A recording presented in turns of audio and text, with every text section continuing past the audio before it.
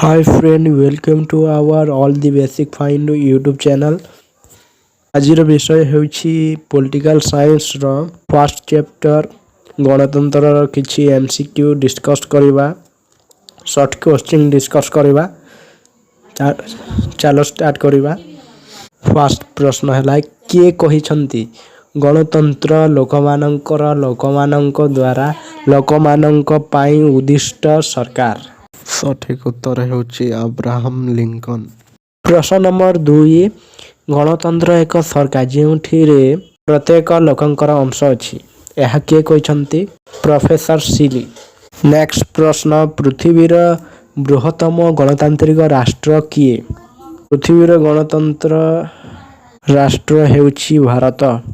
Next ପ୍ରଶ୍ନ, ନିମ୍ନୋକ୍ତ ମଧ୍ୟରେ କେଉଁଟି ଗଣତନ୍ତ୍ରର ଲକ୍ଷଣ ନୁହେଁ?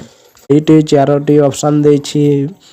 ଏ ରାଜନୈତିକ ସମାନତା, ବି ଆଇନର ଶାସନ, ସି ନିରଙ୍କୁଶ ଶାସନ, ଡି ଜନପ୍ରିୟ ସାର୍ବଭୌମତ୍ୱ। ସଠିକ ଉତ୍ତର ହେବ ନିରଙ୍କୁଶ ଶାସନ। ଦେଖିବା ନେକ୍ସଟ ପ୍ରଶ୍ନ, ନିମ୍ନୋକ୍ତ ମଧ୍ୟରୁ କେଉଁଟି ପ୍ରତ୍ୟକ୍ଷ ଗଣତନ୍ତ୍ରର ଏକ ପଦ୍ଧତି ନୁହେଁ?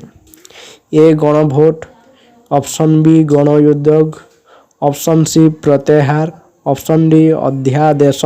ରାଇଟ ଆନ୍ସର ହେଉଛି ଡି ଅଧ୍ୟାଦେଶ। ଦେଖିବା ନେକ୍ସଟ ପ୍ରଶ୍ନ, ବର୍ତ୍ତମାନ କେଉଁ ରାଷ୍ଟ୍ରରେ ପ୍ରତ୍ୟେକ ଗଣତନ୍ତ୍ର ପ୍ରଚଳିତ? କେଉଁ ଦେଶରେ ପ୍ରଚଳିତ ହେଉଛି? ଏହାର ସଠିକ ଉତ୍ତର ହେବ ସୁଇଜରଲ୍ୟାଣ୍ଡ। ଦେଖିବା ନେକ୍ସଟ ପ୍ରଶ୍ନ, କିଏ ଗଣତନ୍ତ୍ରକୁ ଅଯୋଗ୍ୟତାର ଶାସନ ବୋଲି କହିଛନ୍ତି? କିଏ କହିଛନ୍ତି? ଉତ୍ତର ହେଉଛି ଫାଗେଟ। ନେକ୍ସଟ ପ୍ରଶ୍ନକୁ ଯିବା। ପ୍ରଶ୍ନ ନମ୍ବର 8, ଗଣତନ୍ତ୍ରରେ ସର୍ବୋତ୍ତମ କର୍ତ୍ତା କିଏ? ଉତ୍ତର ହେଉଛି ଜନସାଧାରଣ। ନେକ୍ସଟ ପ୍ରଶ୍ନ, କ'ଣ ଗଣତନ୍ତ୍ରର ଲକ୍ଷଣ ନୁହେଁ? ଉତ୍ତର କ୍ଷମତାର କେନ୍ଦ୍ରୀକରଣ। ଆଗକୁ ବଢ଼ିବା, ନିମ୍ନୋକ୍ତ ମଧ୍ୟରୁ କେଉଁଟି ଗଣତନ୍ତ୍ରର ଆଧାର ନୁହେଁ? ଅପସନ୍ ଏ ଆଇନର ଶାସନ, ଅପସନ୍ ବି ବ୍ୟକ୍ତି ସ୍ୱାଧୀନତା, ଅପସନ୍ ସି ରାଜନୈତିକ ସମାନତା, ଅପସନ୍ ଡି ଶ୍ରେଣୀ ସଂଘର୍ଷ। ଏହାର ସଠିକ ଉତ୍ତର ହେଉଛି ଅପସନ୍ ଡି ଶ୍ରେଣୀ ସଂଘର୍ଷ। ନେକ୍ସଟ ପ୍ରଶ୍ନକୁ ଯିବା। ଭାରତରେ ନକ୍ସଲ ସମସ୍ୟା ପ୍ରଥମେ କେଉଁ ରାଜ୍ୟରେ ଆରମ୍ଭ ହୋଇଥିଲା? ଉତ୍ତର ହେଉଛି ପଶ୍ଚିମବଙ୍ଗ। ନେକ୍ସଟ ପ୍ରଶ୍ନ, ନିମ୍ନୋକ୍ତ ମଧ୍ୟରୁ କେଉଁଟି ଭାରତୀୟ ଗଣତନ୍ତ୍ର ପ୍ରତି ଆହ୍ୱାନ ନୁହେଁ? ଅପସନ୍ ଏ ଲିଙ୍ଗଗତ ବୈଷମ୍ୟ, ଅପସନ୍ ବି ନକ୍ସଲ ସମସ୍ୟା, ଅପସନ୍ ସି ନିରକ୍ଷରତା, ଅପସନ୍ ଡି ସମାନତା। ସଠିକ ଉତ୍ତର ହେଉଛି ସମାନତା। ଅପସନ୍ ଡି ସମାନତା।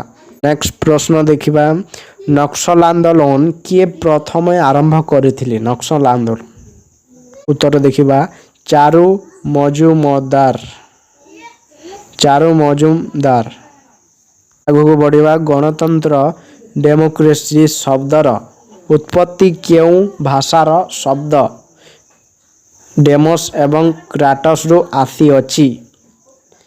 ସଠିକ ଉତ୍ତର ହେଉଛି ଗ୍ରୀକ ଶବ୍ଦ। ଦେଖିବା ନେକ୍ସଟ ପ୍ରଶ୍ନ, ଆଇନର ଶାସନ କେଉଁ ପ୍ରକାର ସରକାରର ଲକ୍ଷଣ ଅଟେ? ସଠିକ ଉତ୍ତର ହେଉଛି ଗଣତନ୍ତ୍ର। ନେକ୍ସଟ ପ୍ରଶ୍ନ, ଗଣତନ୍ତ୍ର ଏପରି ଏକ ସରକାର ଯେଉଁଥିରେ ଜନସଂଖ୍ୟାର ଏକ ବୃହତ ଅଂଶ ସରକାରରେ ଭାଗୀଦାର ଅଟେ। ଏହା କିଏ କହିଛନ୍ତି? ଏହା ଥୁସିଡାଇସ୍ କହିଛନ୍ତି। ଦେଖିବା ପରବର୍ତ୍ତୀ ପ୍ରଶ୍ନ, ଗଣତନ୍ତ୍ରରେ ସାର୍ବଭୌମ କ୍ଷମତା ବା ସର୍ବୋଚ୍ଚ ଶାସନ କ୍ଷମତା କେଉଁଠାରେ ନ୍ୟସ୍ତ ହୋଇଥାଏ? ଉତ୍ତର ଉପରେ ନଜର ପକାଅ, ଜନସାଧାରଣ। ନେକ୍ସଟ ପ୍ରଶ୍ନ, କିଏ ଜନପ୍ରିୟ ସାର୍ବଭୌମତ୍ୱ ତତ୍ତ୍ୱର ପ୍ରବକ୍ତା? ଉତ୍ତର ହେଉଛି ରୁଷ। ନେକ୍ସଟ ପ୍ରଶ୍ନକୁ ଯିବା, କେଉଁ ଦେଶରେ ପ୍ରଥମେ ଗଣତନ୍ତ୍ରର ଉତ୍ପତ୍ତି ହୋଇଥିଲା? ଉତ୍ତର ପ୍ରାଚୀନ ଗ୍ରୀକ ଦେଶରେ। ପ୍ରଶ୍ନ ନମ୍ବର 20, ଗଣତନ୍ତ୍ର ହେଉଛି ଜୀବନ ଧାରଣ ପାଇଁ ମାର୍ଗ ପ୍ରଣାଳୀ, ଏହା କିଏ କହିଛନ୍ତି? ସଠିକ ଉତ୍ତର ହେଉଛି ଏହା ମାର୍କ୍ସ କହିଥିଲେ। ଦେଖିବା ନେକ୍ସଟ ପ୍ରଶ୍ନ, ବର୍ତ୍ତମାନର ପୃଥିବୀର ବୃହତ୍ତମ ଗଣତାନ୍ତ୍ରିକ ରାଷ୍ଟ୍ର କିଏ? Option A England, option B America, option C China, option D India. ଏହା ସଠିକ ଉତ୍ତର ହେଉଛି ଅପସନ୍ ଡି ଇଣ୍ଡିଆ। ସାଙ୍ଗମାନେ ଖାତାରେ ନୋଟ୍ କରି ରଖୁଥାଅ। ଚାଲ ଆଗକୁ ବଢ଼ିବା। ନିମ୍ନୋକ୍ତ ମଧ୍ୟରୁ କେଉଁଠାରେ ପ୍ରତ୍ୟକ୍ଷ ଗଣତନ୍ତ୍ର ପ୍ରଚଳିତ?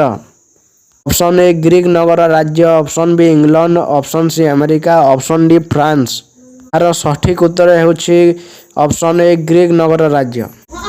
सांग माने आज आम 22टी प्रश्न डिस्कस कर एमती आउ वीडियो देखा चैनल को सब्सक्राइब करंतु पाखरे थिबा बेल आइकन को दबाई रखंतु। धन्यवाद।